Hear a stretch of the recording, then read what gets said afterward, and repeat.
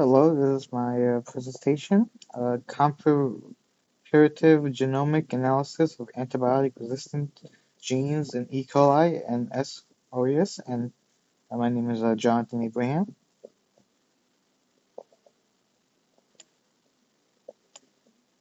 So the hypothesis and the objective of this study.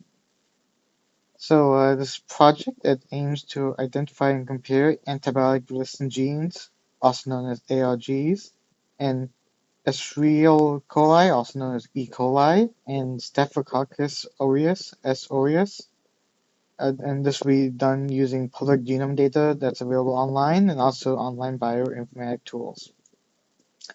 Now, I hypothesize that these two species will display distinct ARG profiles that will help show differences in the resistances, also similarities in the mechanisms, and also show changes that have occurred. So, a quick introduction. Antibiotic resistance. So what antibiotic resistance is, it's basically when a bacteria becomes resistant to some of the antibiotics that we can use, which makes it more difficult for us to treat it.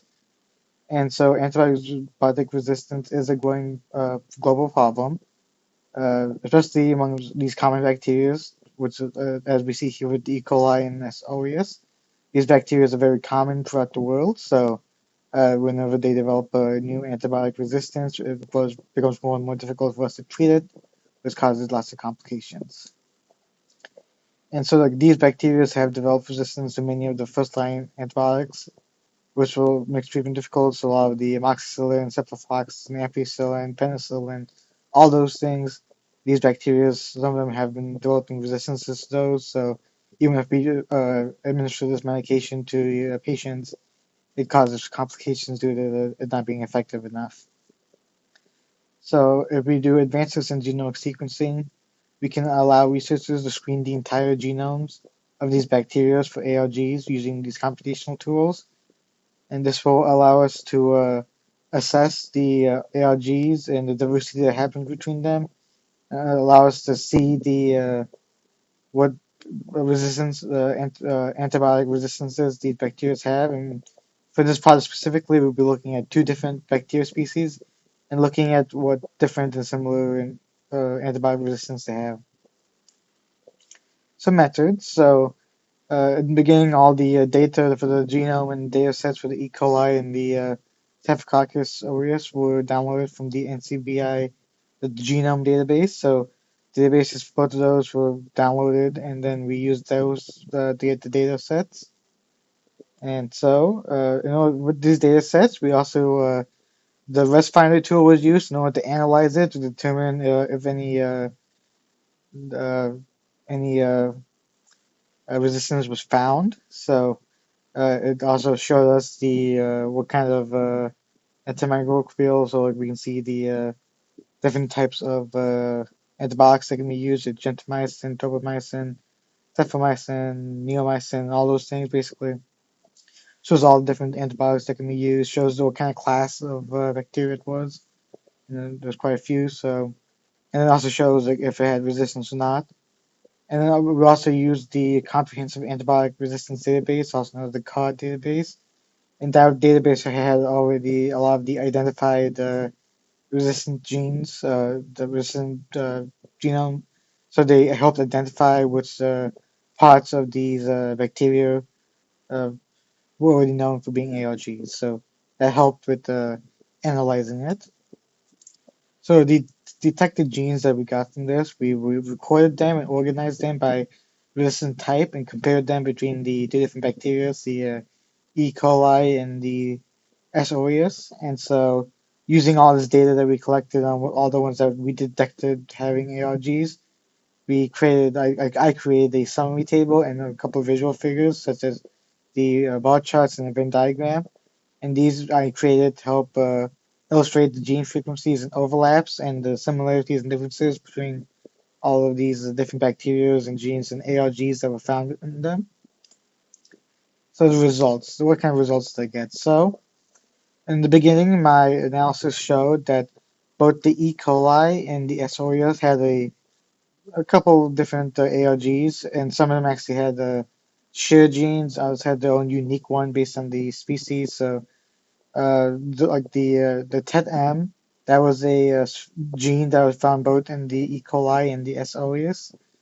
But then in there's also ones that were unique to each one. So there was the black tem in the E. coli and the Mecha A in the S. aureus. So those are like the ones that only found only in these individual ones and not shared between them. So this analysis helped them figure that out. And so we also saw that the resistance genes it's spanned between multiple categories. So different categories of the genes were identified, such as the beta lactams, the tetracyclines, and the aminoglycosides. And so this helped identify what kind of categories these ARGs were in. So that also helped with identifying and sorting things out in the table. And with all this, bot chart helped me to compare the number of genes for resistant categories, and also a Venn diagram helped show the different species-specific and shared ARGs. So the bar charts helped see how many of each type there was, and the Venn diagram helped to identify which ones were separate from the other and which ones were shared between them. So it helps make it more easier to see. So the results. So this is my data sets and all my tables here. So at the very top left, we can see the bar chart. That's AIGs by resistance categories. So the three main ones we had were the beta lactams, the tetracyclines, and aminoglycosides.